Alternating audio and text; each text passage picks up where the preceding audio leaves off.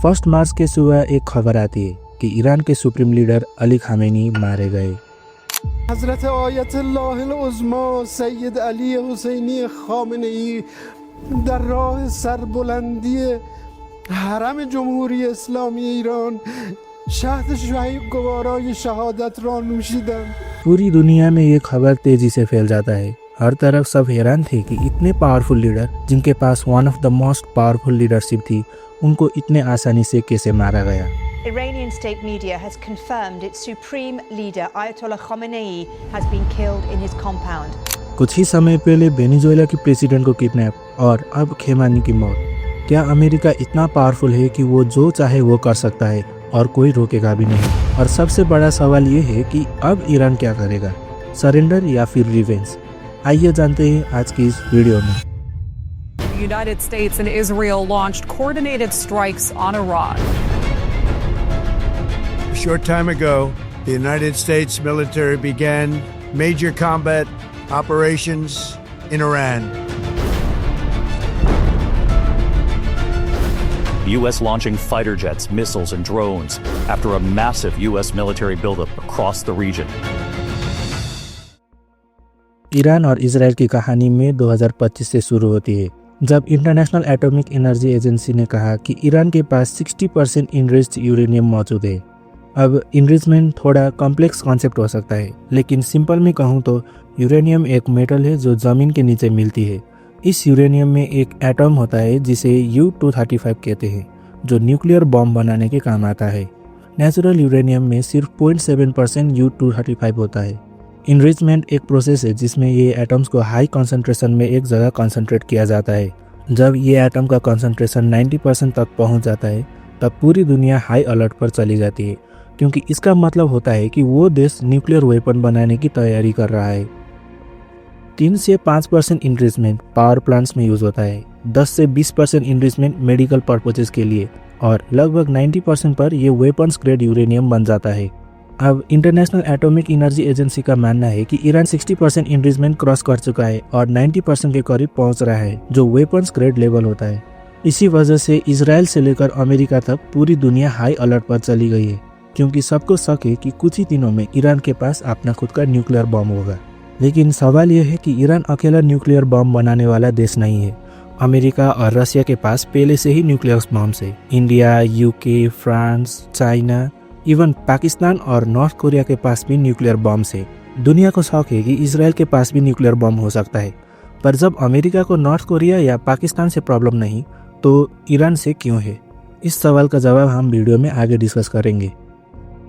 असली मुद्दा शुरू होती है 28 फरवरी में, जब इजराइल ईरान के military base camps, political areas और इवन प्रेसिडेंट खामेनी के ऑफिस पर अटैक करती है। इसी को जवाब देने के लिए ईरान सारे मेजर मिडल ईस्ट नेशंस के अमेरिकी मिलिट्री बेस कैंप्स पर हमला करती है।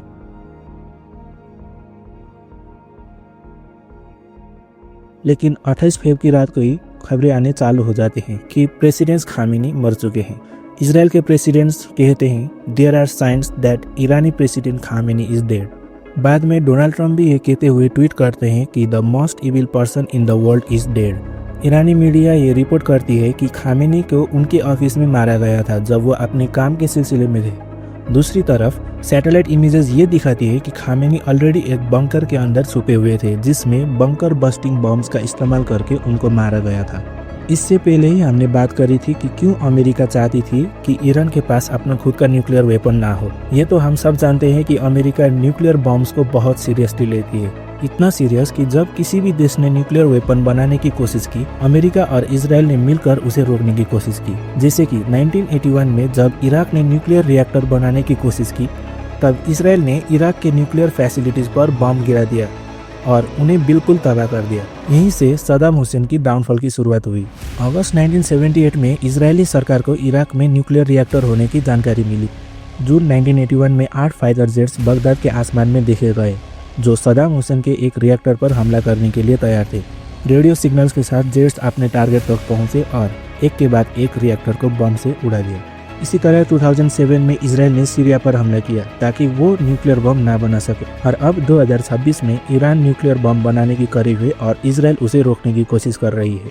इसके पीछे का रीजन ये है कि ईरान पूरी दुनिया की इकोनॉमी को इफेक्ट कर सकता है। पहला पॉइंट ये है कि ईरान के सुप्रीम लीडर ने खुद कहा है कि इजराइल एक कैंसरस ट्यूमर है जिसे मिटाना जरूरी है, जबकि दूसरे कंट्रीज बम सिर्फ अपने सुरक्षा के लिए रखते हैं। ईरान पर आरोप है कि वो इजराइल पर हमला करने के लिए न्यूक्लियर बम बना रहा है। इजराइल एक छोटा सा देश है और एक ही न्यूक्लियर स्ट्राइक से तबाह हो सकता है। ईरान की बैलिस्टिक मिसाइल सिर्फ 8 मिनट में इजराइल तक पहुंच सकती है। न्यूक्लियर बम के बिना भी ईरान ने लेबानन में हिजबुल्लाह को फंड दिया है, गाजा में हमास को सपोर्ट किया है, यमन में हौतीस को मदद की है और सीरिया में मिलिटेंट्स को भी सपोर्ट किया है। अगर मैप देखा जाए तो ईरान ने इजराइल को चारों तरफ से घेर रखा है, इसीलिए 1979 से इजराइल रेड अलर्ट पर रहा है। इजराइल खुद को शांति का देश नहीं बताता। इजराइल की पॉलिसी है पहले गोली चलाओ बाद में सवाल पूछो। इसी वजह से इजराइल और अमेरिका ईरान पर दबाव बना रहे हैं ताकि ईरान न्यूक्लियर अटैक ना कर सके। अब सवाल ये है कि जब ईरान और इजराइल के बीच झगड़ा है तो अमेरिका क्यों इन्वॉल्व हो रहा है? इसका जवाब है स्ट्रेट ऑफ हार्मोज। स्ट्रेट ऑफ हार्मोज एक समुद्री रूट है जो पर्शियन गल्फ को गल्फ ऑफ ओमान और अरेबियन सी से जोड़ता है। ये ईरान के साउथ और ओमान के नॉर्थ के बीच स्थित है। दुनिया का लगभग 20% डेली क्रूड ऑयल इसी रूट से गुजरता है। सऊदी अरेबिया, यूएई, इराक और कुवैत जैसे ऑयल रिच देश अपना तेल इसी रूट से एक्सपोर्ट करता है। अगर ईरान इस रूट को ब्लॉक कर दे तो पूरी दुनिया की ऑयल सप्लाई रुक सकती है, प्राइसेस बहुत बढ़ सकते हैं, ग्लोबल इन्फ्लेशन और रेसिशन का खतरा बढ़ सकता है और पूरी वर्ल्ड इकोनॉमी खतरे में आ सकती है। अगर ईरान न्यूक्लियर पावर बन जाता है तो उसका कंट्रोल स्ट्रेट ऑफ हार्मोज पर मजबूत हो जाएगा और वो अपनी न्यूक्लियर पावर का इस्तेमाल करके अमेरिका पर प्रेशर बना सकता है। इसी वजह से अमेरिका भी ईरान के न्यूक्लियर प्रोग्राम को रोकना चाहता है। आखिरी पॉइंट ये है कि अगर ईरान न्यूक्लियर बम बना लेता है तो मिडल ईस्ट में न्यूक्लियर रेस शुरू हो सकती है। सऊदी अरेबिया से लेकर यूएई तक हर देश अपना खुद का न्यूक्लियर बम बनाना चाहेगा। सऊदी अरेबिया के क्राउन प्रिंस ने खुद पब्लिकली कहा है कि अगर ईरान के पास बम होगा तो उनके पास भी होगा। Concerned though Iran gets a nuclear weapon, about them getting a nuclear weapon? Country use a nuclear weapon, that means they are having a war with the rest of the world. If they get one, will you? If they get one, we have to get one. इस बार situation और भी खतरनाक हो गई है क्योंकि Iran पर आरोप है कि उसने यूएई, सऊदी अरेबिया, कतर और कुवैत तक पर हमले किए हैं और ये हमले सिर्फ अमेरिकन मिलिट्री साइट्स पर ही नहीं बल्कि सिविलियन एरियाज पर भी हुए हैं।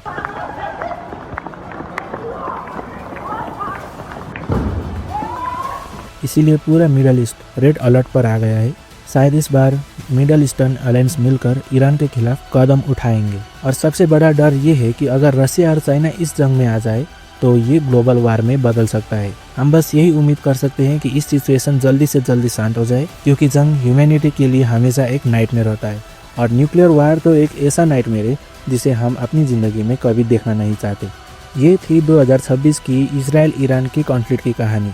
अगर आपने इस केस स्टडी से कुछ वैल्यूएबल सीखा हो तो वीडियो को लाइक और चैनल को सब्सक्राइब करना मत भूलना। मिलते हैं किसी और वीडियो में। धन्यवाद।